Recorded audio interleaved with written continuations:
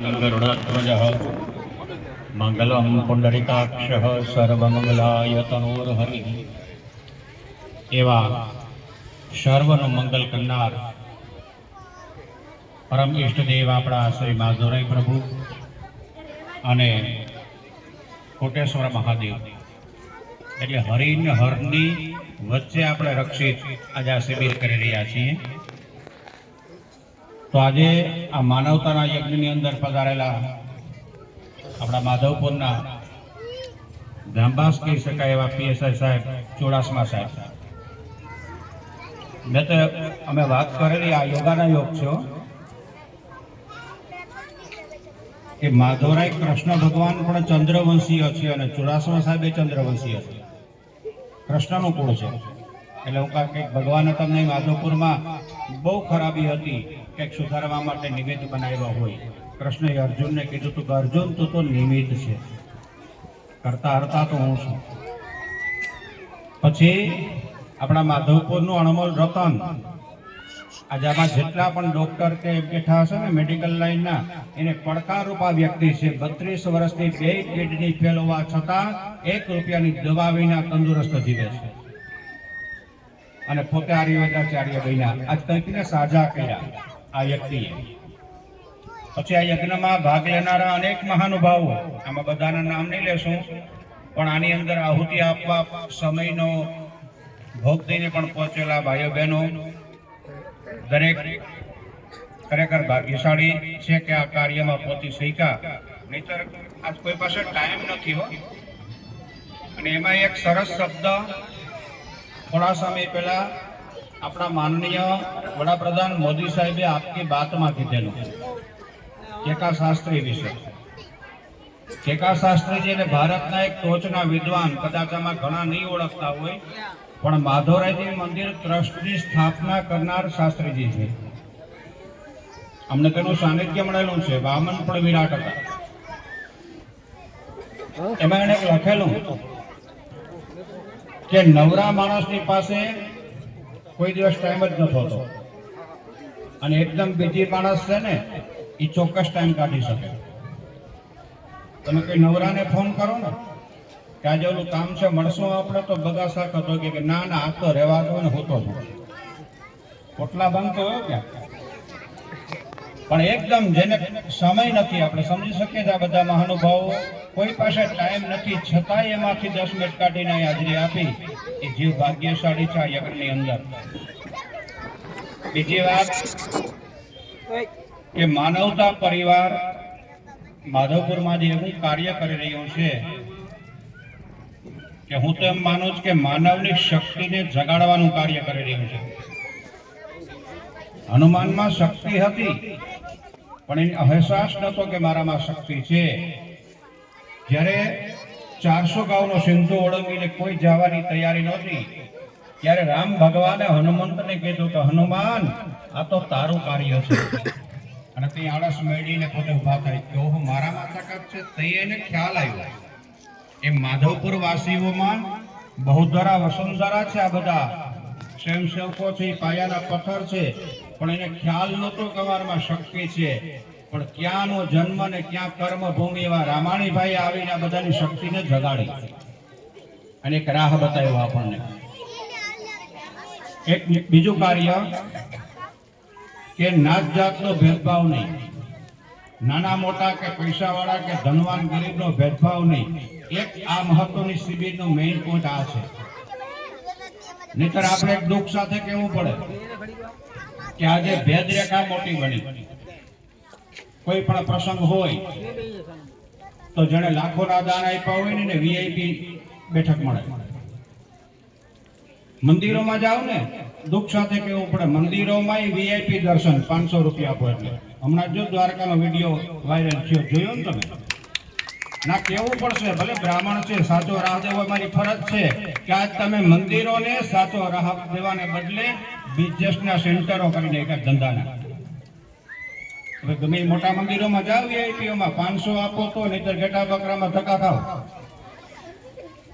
एक गौरव ई आपणे कही सकीए कि हजी आपणे माधवराय मंदिर एक जाळीमू छे કે અહીંયા કોઈ ભેદ રેખા નથી, અહીંયા કોઈ વીઆઈપી નથી, અહીંયા મંદિરની અંદર કોઈ હાથ લાંબો કરીને બ્રાહ્મણનો દીકરો માગશે નહીં કે મને આપો. અને આ વસ્તુ અમારી પૂરી કોશિશ છે અમારા ટ્રસ્ટી મંડળથી માંડીને મુખ્યાધીશ સ્ટાફની કે ગમે એટલું પરિવર્તન થશે, જીર્ણોદ્ધાર થશે, આ વસ્તુ અમે અહીં નહીં બનવા દઈએ, ક્યારેય પણ માગવા નહીં દઈએ. નહીતર તો બધું જ વીઆઈપી.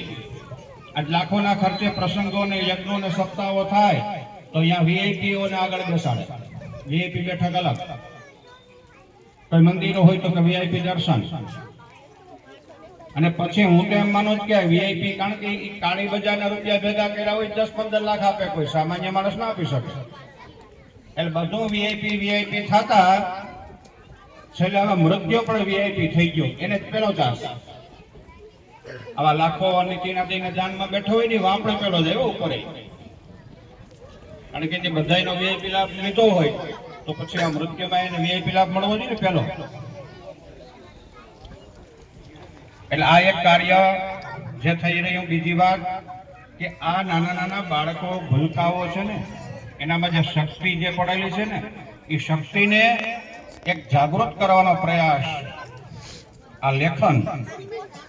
જો એક તમને એ કહી દઉં, આ બાળકો ખાસ સાંભળજો કે અત્યારથી તમારી લેખનને તો સુધારજો.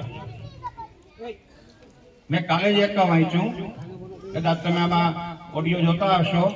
આપણા એક વરિષ્ઠ પત્રકાર, નિડર પત્રકાર છે જગદીશ મહેતા, બહુ સ્પષ્ટ વક્તા. એ પોતાની જીવનશૈલી કહી. પ્રાચીની બાજુમાં કોઈ ગામડામાં જન્મ, 9 ધોરણ સુધી માંડ ભણેલો વ્યક્તિ, અને એક ખાલી એને કાગળ લખ્યો હતો. ત્યારે અભિયાન જે શરૂઆત થઈ હતી મેગેઝિનની, અને કાંતિ ભટ્ટે એને પત્ર લખીને કાગળ વાંચ્યો ને, એટલે ત્યાં બોમ્બે બોલાવ્યા અને સીધા અભિયાનમાં પેલા સિલેક્ટ કર્યા કે તમારા અક્ષરો એટલા બેસ્ટ અને સુંદર છે કે અમે અભિયાનમાં તમને વગર ઇન્ટરવ્યુ નોકરી આપવા માંગીએ. એટલે કાંતિ ભટ્ટ જગદીશ મહેતાએ હસતા હસતા કીધું કે ખાલી અક્ષર જ સારા છે, બીજું કઈ મારામાં ન. કે કાંઈ વાંધો નહીં, પણ અક્ષર તો સારા, મોતીના દાણા જેવા. એટલે હવે આપણે તો પાકે ગળે કાંઠા ન જોડે, બાળકોને કહું છું. અને હું એક કબૂલ કરું, મારા અક્ષર એ બહુ મહાન છે. હું સાહેબ લખું ને યાદી કે લિસ્ટ કોઈને યજમાનને આપું ને, અથવા તો કોઈ એવા પ્રોગ્રામમાં, એટલે ઓ લોકોને પૂછવા આવે કે જનકભાઈ આ ઉકલતું ન, મને હવે તો નથી ઉકલતું. પછી મારા મને ન ઉકલો, તો જાય દોડતા. હવે આ એક મને દુઃખ છે કે અક્ષર સારા નથી અમારા ક્યારે. એટલે આજે આ સ્પર્ધાની અંદર બાળકો જે મોતીના દાણા જેવા અક્ષરો અને એને જે અત્યારથી વાળવાનો પ્રયાસ, એ પણ ઉત્તમ. ત્રીજી વાત આવી પ્રકૃતિ, જે આ ચિત્રો, આ બધા આપણા કલાકારો છે. સામતભાઈ છે ને, સામતભાઈ ને રાહ દેનાર, એનામાં શક્તિ તો હતી, પણ ખરો રાહ દેનાર એને છે આપણા માધવપુરના બહુરત્ન એવા બ્રહ્મવેદાંતજી. હીરાભાઈ એને રાહ આપ્યો છે શિલ્પનો. અને આજે આપણા આશ્રમમાં એટલા બધા શિલ્પો એને બનાવ્યા. તો પ્રાકૃતિક ચિત્ર તમારો માનસ ફ્રેશ કરે. તમારા ઘરમાં તમે છે ને ચિત્રો રાખો ને, તેવા પ્રાકૃતિક ને કુદરતી દ્રશ્યો રાખજો. વાઘ ને એવા વિહામણા ન રાખતા, એની અસર થાય માણસ ઉપર. કારણ કે પ્રકૃતિ જે સવાર છે લખી રાખજો. આજ પ્રકૃતિનો નાશ કર્યો, એના પરિણામો આજ આપણે ભોગવી રહ્યા. તમે જો ચારે બાજુ કેન્સરો ને એટેકો ને હુમલાઓ ને આ બધું સ્પીડ છે. આ પ્રકૃતિની વિરુદ્ધ જવાના આપણા પરિણામો છે. આજ કૃષ્ણ ભગવાનને આપણે માનીએ, દરરોજ માધવરાય ભગવાનના દર્શન કરવા આવીએ. અમારી લગભગ આવતા હશો ને બધા. આમાં માધવરાયના દર્શન કરવા આવનારા કેટલા એવા લોકો છે કે જે ઘેરે ગાયનું જ દૂધ પીએ, ભેંસનું નથી પીતા. કેટલા બેઠા આમાં આંગળીને બેઠે. હવે આ ક્યાંથી માધવરાય તમારી ઉપર કૃપા કરો. અહીંયા ભાગવતની અંદર આપણને જે વિજ્ઞાન આપ્યું છે ગૌ માતાનું, પંચગવ્યનું, હમણાં જોતો તો ગાય આમ તેમ દોડે ને, એટલે આપણે વાડા ઉભે ને વાડા ઉભે. હકીકત ગાય આપણે આડી નથી આવતી, આજ આપણે એને આડા ઉભા થઈ. એનો તો રસ્તો જ છે. આપણે આડા બેસી ગયા, વાંક આપણો છે. આપણે ગાયો આપણું ખાઈ નથી જાતી, આપણે ગાયોનું ખાઈ ગયા કે ગૌચરો રહેવા નથી દીધા.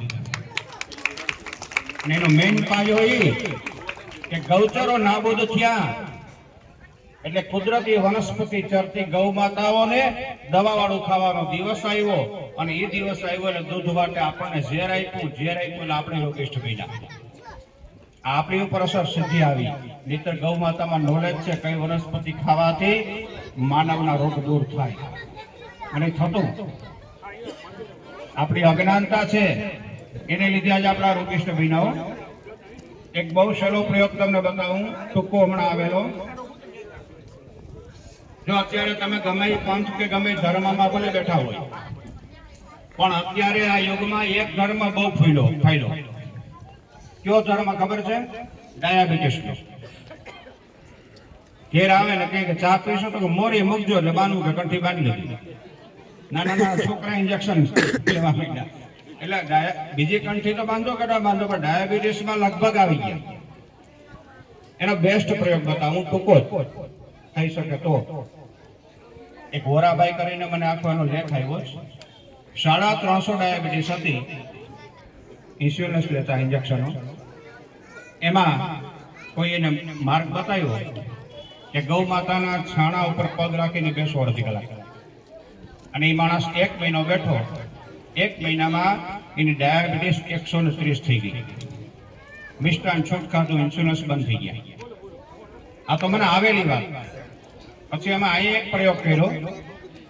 અહીં માધવપુર આપણે વિરમગામ વિસ્તારમાં છે નાગાભાઈ જયસિંહભાઈ ભુવા, એને પૂછજો તમે. 300 ડાયાબિટીસ હતી. એ કે તો હું તો આખો દી 2-4 વાર પગ મૂકીને બેસી જતો છાણા ઉપર, ફ્રી વાર બેસી જાઉં. એ માણસને 300 માંથી આજે 129 થઈ ગઈ માધવપુરમાં. આ કઈ તાકાત છે ગોબરમાં?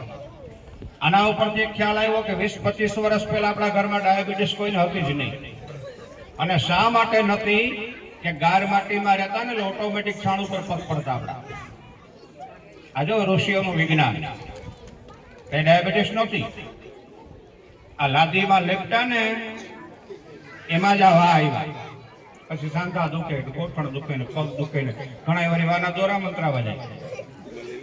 એક ધ્યાન જો અંશોધા ન રાખતા, દોરો મંત્રાવે વા ન જાય. 80 જાતના વાયુ છે આપણામાં. એટલે આપણે પ્રકૃતિની વિરુદ્ધ જઈને જેટલી પ્રગતિ કરીને એ સુધરી નથી ગયા, માની લેજો બગડી ગયા છે. અને એના માટેનો તમને એક ખાલી ઉદાહરણ દર વખતે આપ્યું. જ્યાં ડગલું ફેર્યું ને આપણે ગૌ માતા માટેનું હમણાં ડગલું ફેર્યું બધા કર્યું ઠંડ નાખવા માટે. આ ગૌશાળાનું નામ છે પથમેળા ગૌધામ. હું 3 વાર જઈ આવ્યો.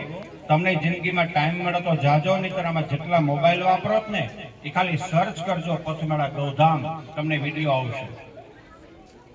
ભારતની મોટામાં મોટી ગૌશાળા હોય તો એકમાત્ર આ છે.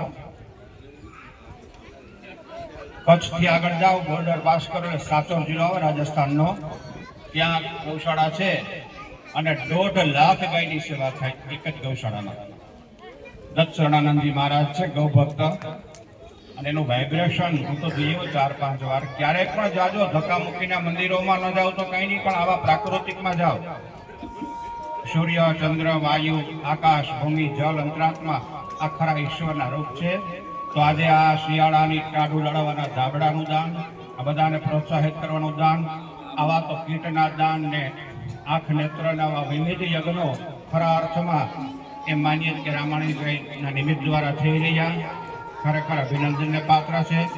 શ્રી માધવરાય ભગવાન આ પાયાના પથ્થરવા સ્વયંસેવકો સહિત બધાને ઉત્તરોત્તર પ્રગતિ આપે અને આવા કાર્ય કરવાની શક્તિ આપે, એ જ માધવરાય પ્રભુને પ્રાર્થના.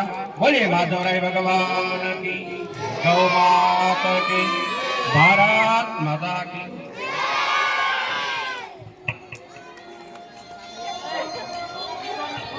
ધન્યવાદ.